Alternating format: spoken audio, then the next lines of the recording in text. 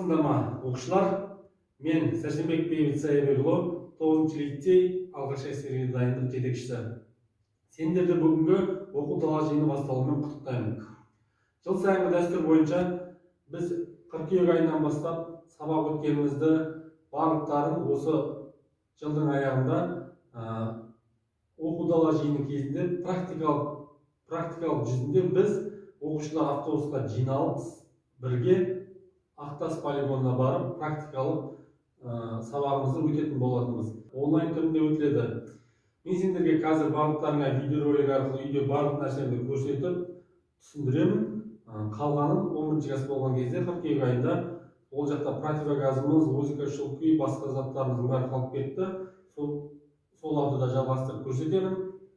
Және де осы автоматты тирді магазиндерді барлықтарын қолдарыңызбен ұстап, сол жақта бір-бірімізді практикалық дайындық ретінде көрсететін боламыз.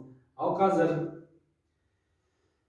бірінші автоматтан бастайтын болсақ, АК-74 автоматы салмағы 3 кг 600 грамм шығады. 3 кг 600 грамм. Бұны шашу және жинау тәртібін қазір бірінші сендерге жайлап көрсетемін. Одан кейін жылдамдықпен көрсетемін. Содан кейін ары қарай оқ жатардағы магазинді, воздушка, одан кейін барып тактический полені былай қарай сәл жүгіртіп өзімді көрсетемін, қалай жүгіру керек. Ал негізінде Ақтас полигонда бір апта бойы біз азанда барып, түнде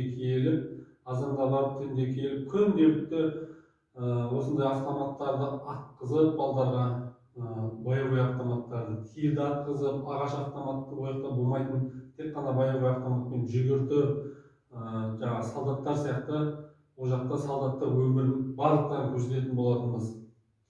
Енді сендерге автомат жайлы айтатын болсам, ең бірінші оқ жатарын аламыз. Оқ жатарын алу.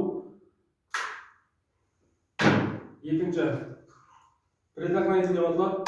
Предохранитель түсіреміз, затвор тартып, ішінде оқ бар ма жоқ па тексереміз. Ұшу қашықтығы бұның 1000 метрге шейін, ұшу қашықтығы 1000 метр. Екінші крышкасын шығарамыз. Одан кейін пружинасын шығарамыз. Затвор, рама, затвор, ішінде затвор болады, оны бөлек алады. Газовая трубка. Одан кейінгісі глушитель. Бұл глушитель не үшін керек? Глушитель дегеніміз автоматты атқан кезде дауысы қатты шықпас үшін глушитель арналады.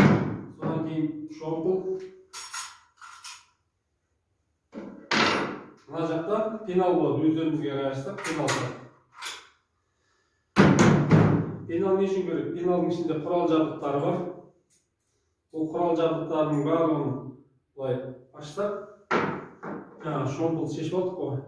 Шомпылға бұның шөткілерін бәрін былай бұрап, артветкісі болады, шөткілері болады. Сол шөткімен автоматты әбетке шейін солдаттар атып береді. Атып болғаннан кейін, әбеттен кейін, бұның ішінде түтін толып қалған сияқты мұржаға. Бұның ішін тазартып өтіледі. Сондықтан да осы шөткімен ішін барлығын тазартып. Өйткені атылмай қалады автомат. Сол үшін арналған.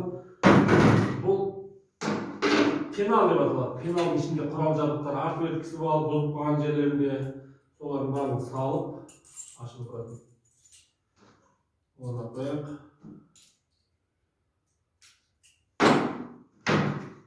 Осылай. Енді жинақталу тәртібі.